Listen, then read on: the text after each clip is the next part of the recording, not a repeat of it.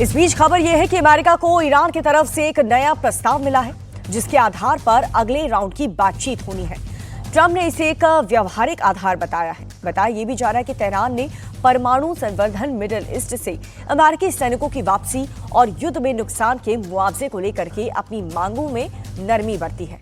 हालांकि ईरान का कहना यह है कि किसी भी युद्ध विराम में लेबनान को शामिल किया जाना चाहिए, लेकिन इजरायल ने साफ इनकार कर दिया है और हिजबुल्लाह को निरस्त करने के लिए लेबनानी सरकार के साथ सीधी बातचीत का आदेश दिया है।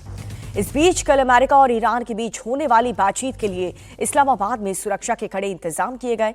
इस्लामाबाद में 2 दिन की छुट्टियों का ऐलान कर दिया गया है और जिन होटल्स में ये डेलीगेशन ठहरेंगे उस रेड जोन को सील कर दिया गया है। तो ये बड़ी खबर आपको बता रहे हैं किन मुद्दों पर यह मामला फंस सकता है, ये भी हम आपको समझा रहे हैं। जहां पर ईरान को यूरेनियम संवर्धन का अधिकार है, ईरान अपनी बात भी रख रहा है। इसके अलावा खाड़ी देशों से अमेरिकी सेना के बेस हटा दिए जाएं और क्या क्या शर्तें हैं। भविष्य में ईरान पर हमले ना होने की भी गारंटी, क्योंकि एक तरफ सीज फायर का ऐलान होता है और दूसरी तरफ हमले भी होते हैं। हॉर्मुज पर ईरान का कंट्रोल टो लेने पर सीज फायर डील का हिस्सा है लेबनान, इस बात का भी ध्यान रखा जाए। तो तमाम ये बातें हैं जहां पर पेच फंस सकता है अमेरिका, इजराइल और ईरान के बीच। ये जो मामला अभी फिलहाल सीज फायर का ऐलान बेशक ट्रंप ने कर दिया हो, लेकिन इजराइल के हमले लेबनान पर लगातार जारी है। अमेरिका और ईरान के बीच होने वाली बातचीत के लिए इस्लामाबाद में सुरक्षा के कड़े इंतजाम किए गए हैं। इस्लामाबाद में 2 दिन की छुट्टियों का ऐलान भी कर दिया गया है और जिन होटल्स में ये डेलीगेशन रुकेगा उस पूरे एरिया को रेड जोन डिक्लेयर कर दिया गया और सील कर दिया है।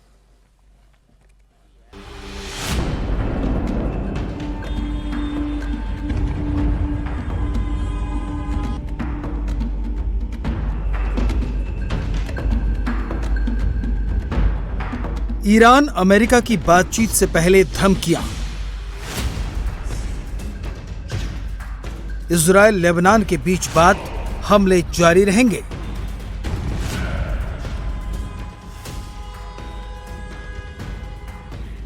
इस्लामाबाद में बातचीत से पहले किसने लगाया ग्रहण?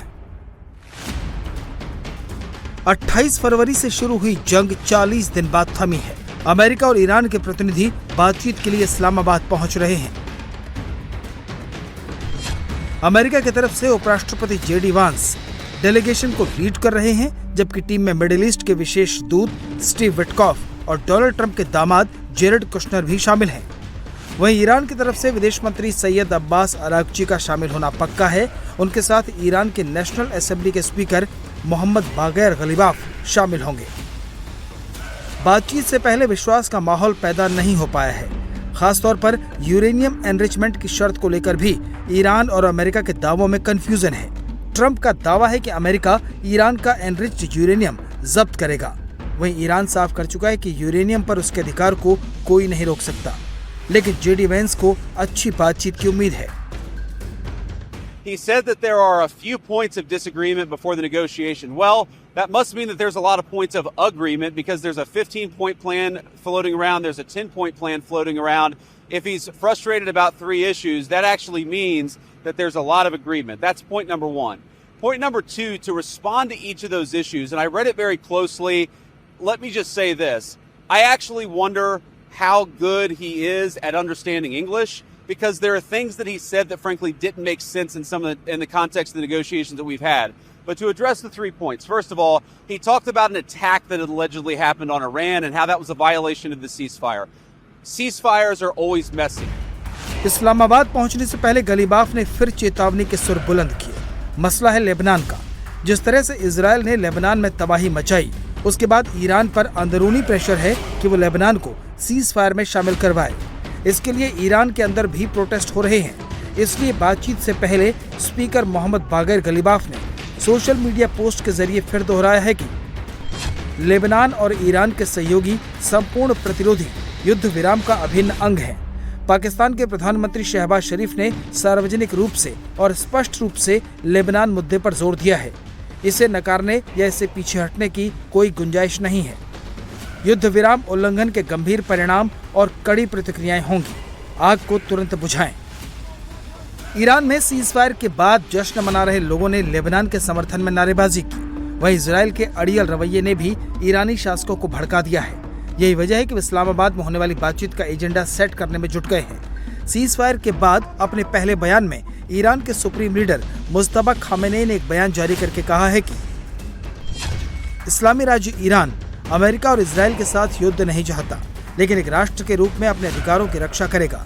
हम किसी भी परिस्थिति में अपने वैध अधिकारों का त्याग नहीं करेंगे और इस संबंध में हम संपूर्ण प्रतिरोध मोर्चे को एक इकाई के रूप में देखते हैं। ईरान पर हमला करने वालों को नहीं छोड़ेंगे। जाहिर है ईरान इस स्थिति में नहीं है कि वो लेबनान को अलग करके अमेरिका के साथ बातचीत कर सके, इसलिए ईरान के सुप्रीम लीडर की भाषा बेहद सख्त है। अपने घरेलू समर्थकों को दिए गए मैसेज में मुज्तबा ने कहा, ईरान बड़ी ताकत बनने की दहलीज पर खड़ा है। ईरान इस जंग का निर्णायक विजेता रहा है। हम उन अपराधी हमलावरों को नहीं बख्शेंगे जिन्होंने हमारे देश पर हमला किया है। हम हर एक नुकसान के लिए मुआवजे की ओर हमारे शहीदों के खून की कीमत का हर्जाना लेंगे। होर्मुज स्ट्रेट के मैनेजमेंट पर नए फेज में जाएंगे। हमारी सेना ने हमें महान जीत दिलाई है। इजरायल ने 24 घंटे तक लेबनान में जमकर तबाही मचाई। 300 से ज्यादा लोग मारे गए। इसकी दुनिया भर में आलोचना हुई। ट्रंप को भी कहना पड़ा कि इजरायल हमले रोके, लेकिन नेतन्याहू के तेवर बदलते नहीं दिख रहे। उन्होंने ये तो माना है कि अगले महीने वॉशिंगटन में लेबनान के साथ बातचीत होगी, लेकिन हमले रोकने से इनकार कर दिया है। תושבי הצפון היקרים, אני גאה בכם. אתם ממשיכים לעמוד איתן. אני מבקש לומר לכם, אין הפסקת אש בלבנון. אנחנו ממשיכים להכות בעוצמה את חיזבאללה, ואנחנו לא נעצור עד שנחזיר לכם את הביטחון. ההישגים הכבירים שלנו, גם באיראן וגם נגד ציר הרשע, הביאו לשינוי היסטורי במעמד של ישראל באזור. הם גם הביאו לשינוי לקשרים שלנו עם מדינות, קשרים שלא היו בעבר. לאחר פניות חוזרות ונשנות של ממשלת לבנון לפתוח איתנו במשא ומתן לשלום, אני הנחיתי אמש בקבינט לפתוח במשא ומתן ישיר עם לבנון כדי להשיג שני יעדים. אחד, פירוק חיזבאללה מנשקו, והשני, הסכם שלום היסטורי בר קיימא בין ישראל ללבנון. ישראל חזקה מאי פעם, איראן חלשה מאי פעם. אני כבר הבאתי 4 הסכמי שלום עם מדינות ערב, אני מתכוון להביא עוד. שלום אמיתי, שלום מתוך עוצמה. इस बीच बातचीत को लेकर इस्लामाबाद में सतर्कता बढ़ गई है। सिक्योरिटी की वजह से इस्लामाबाद में 2 दिनों के लिए छुट्टी का ऐलान कर दिया गया है। इस्लामाबाद के रेड जोन में अमेरिका और ईरान के डेलीगेशंस को ठहराने के लिए 2 होटल खाली करा लिए गए हैं। इस्लामाबाद की कई सड़कों को अगले 2 दिनों के लिए बंद कर दिया गया है। अमेरिकी डेलीगेशन की सुरक्षा के लिए एडवांस सिक्योरिटी टीम पाकिस्तान पहुंच चुकी है।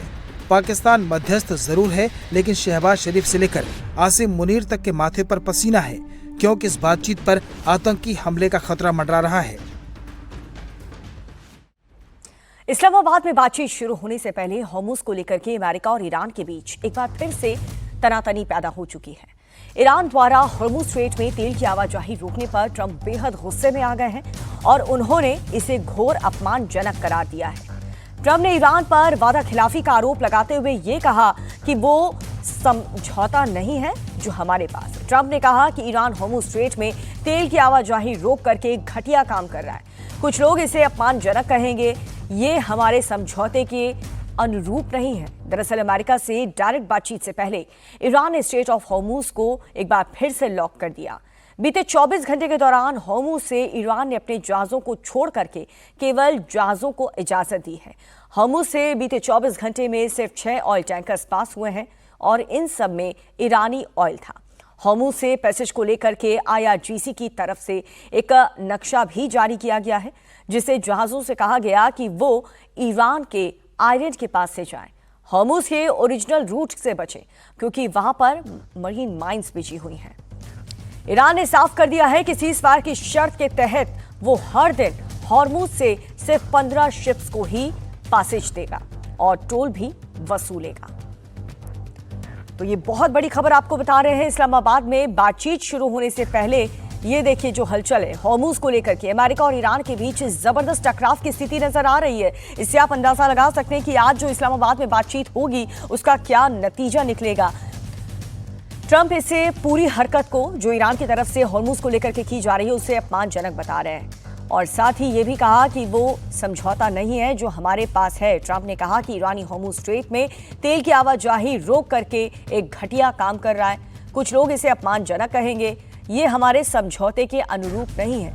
दरअसल अमेरिका से डायरेक्ट बातचीत से पहले ईरान ने स्ट्रेट ऑफ हॉर्मुज को एक बार फिर से लॉक कर दिया और बीते 24 घंटे के अंदर की एक्टिविटी आपको बताएं तो हॉर्मुज से ईरान ने अपने जहाजों को छोड़ करके केवल जहाजों को इजाजत दी है। हॉर्मुज से बीते 24 घंटे में सिर्फ 6 ऑयल टैंकर्स पास हुए अब तक और इन सब में ईरानी ऑयल था।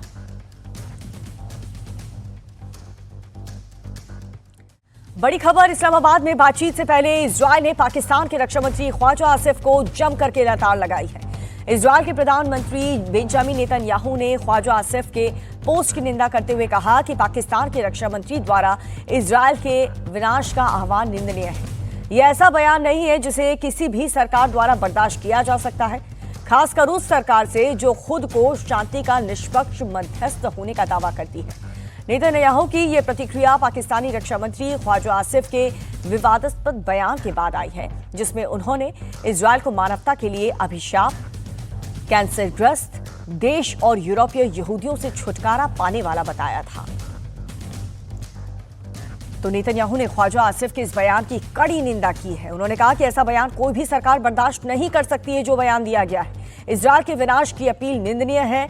नेतन्याहू की तरफ से ये बयान आया। इजरायल के पीएम नेतन्याहू ने पाकिस्तान पर भड़के और साथ ही जो बयान उन्होंने दिया उसका विरोध किया। बड़ी खबर, हिजबुल्लाह ने इजरायल पर मिसाइलें दागी हैं। इजरायल के सैनिक ठिकानों को निशाना बनाया गया। इजरायल के कारमेई में हिजबुल्लाह का हमला लगातार जारी है। इससे पहले इजरायल ने ताबड़तोड़ हमले लेबनान में किए थे, हिजबुल्लाह पर किए थे और ये हमले तब तक जारी रखने की बात इजरायल की तरफ से की गई थी जब तक हिजबुल्लाह कमजोर नहीं हो जाता। लेकिन आप देखिए हिजबुल्लाह का ये प्लान ऑफ एक्शन कि वो इजरायल के ही सैनिक ठिकानों पर लगातार हमले कर रहा है और एक संदेश देने की कोशिश कर रहा है कि हम झुकने वाले नहीं हैं, ना ही ये हमले रुकेंगे। हिजबुल्लाह ने इजरायल पर मिसाइलें दागनी शुरू कर दी हैं। इजरायल के सैन्य ठिकाने ये हम आपको दिखा रहे हैं जहां पर हिजबुल्लाह लगातार टारगेट करके बैक टू बैक कई मिसाइलें लॉन्च कर रहा है। ये तस्वीर आपको दिखा रहे हैं। हिजबुल्लाह ने इजरायल के कई सैन्य ठिकानों को तबाह करने के लिए मिसाइल हमले किए हैं। इजरायल के कारमई में हिजबुल्लाह का ये हमला ये बताता है कि हिजबुल्लाह रुकने वाला नहीं है, क्योंकि इजरायल ने जो हमले हिजबुल्लाह पर किए, जो लेबनान पे किए, ये उसके जवाब में अब वहां से भी जवाब आ रहा है। तेल अवीव में सायरन बज रहे हैं। बेन गुरियन एयरपोर्ट के पास सायरन लगातार सुनाई दे रहे हैं। इजरायल पर हमले की आशंका से ये सायरन सुनाई दे रहे हैं। तो इजरायल के कई शहर और जो सैन्य ठिकाने हैं वहां पर लगातार सायरन बज रहे हैं और लोगों से सेफ जोन में शिफ्ट होने के लिए कहा गया है, क्योंकि हिजबुल्लाह की तरफ से लगातार हमले इजरायल के अलग अलग शहरों पर जारी किए गए हैं। बेन गुरियन एयरपोर्ट के पास ये सायरन बज रहे हैं। आप देखिए रिहायशी इलाका है, वहां पर हिजबुल्लाह टारगेट कर रहा है।